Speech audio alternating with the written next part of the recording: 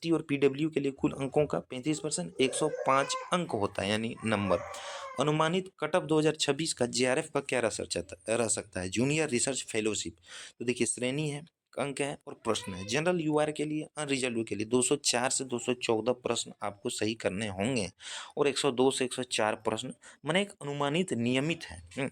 इसमें तो लगभग माना जाएगा कि हो जाएगा। और अगर इससे ऊपर लाते हैं तो और बेहतर। ओबीसी के लिए 190 से 208 अंक लाने होंगे, 95 से 97 प्रश्न आपको सही करने होंगे। ईडब्ल्यूएस के लिए 194 से 204 अंक और 97 से 99 प्रश्न आपको सही करने होंगे। एससी के लिए 184 से 194 अंक, 92 से 94 प्रश्न आपको सही करने होंगे और एसटी के लिए 180 से 184 अंक, 90 से 92 प्रश्न आपको सही करने होंगे। तो ये हो गया 2026 का जेआरएफ का क्या रह सकता है कट ऑफ, वो है ये।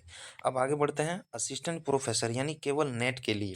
तो नेट के लिए जनरल का क्या रह सकता है? 176 से 188, 88 से 92 प्रश्न आप अगर सही करते हैं तो नेट लगभग हो जाएगा, इसमें तय है जनरल कैटेगरी।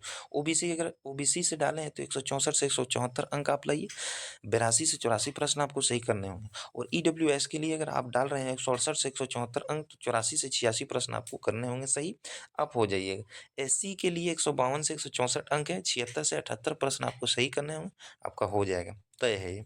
एसटी के लिए 144 से 156 अंक है और 72 से 75 प्रश्न आप सही करते हैं तो आपका हो जाएगा। ये हो गया नेट के लिए।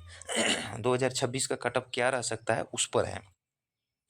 अब अनुमानित कट ऑफ 2026 का केवल पीएचडी प्रवेश के लिए, अगर पीएचडी का एंट्रेंस लेवल का एग्जाम दे रहे हैं तो उसका कट ऑफ क्या रह सकता है, तो उसको देखिए। जनरल का क्या रह सकता है? 148 से 152, 74 से 76 प्रश्न आप अगर सही करते हैं जनरल लेवल से डालें तो पास हो जाइएगा। ये सिर्फ पीएचडी प्रवेश के लिए।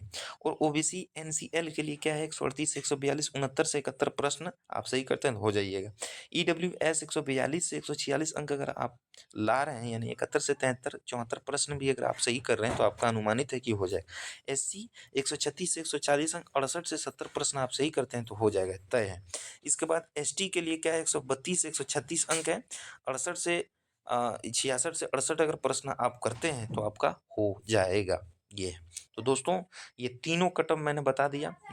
यानी कि जेआरएफ का क्या रह सकता है, नेट का क्या रह सकता है और पीएचडी का क्या रह सकता है। तो दोस्तों एक छोटा सा शॉर्ट वीडियो है, अगर इसी चीज़ को आपको लॉन्ग डेफिनेशन में अगर देखना चाहें तो इसका लिंक डिस्क्रिप्शन में है और आप हमारे चैनल पर इस चीज़ का वीडियो पूरा डेफिनेशन के साथ आप दे सकते हैं। धन्यवाद। चैनल पर नए हैं तो चैनल को सब्सक्राइब करें, लाइक करें, शेयर करें, कमेंट करें। धन्यवाद।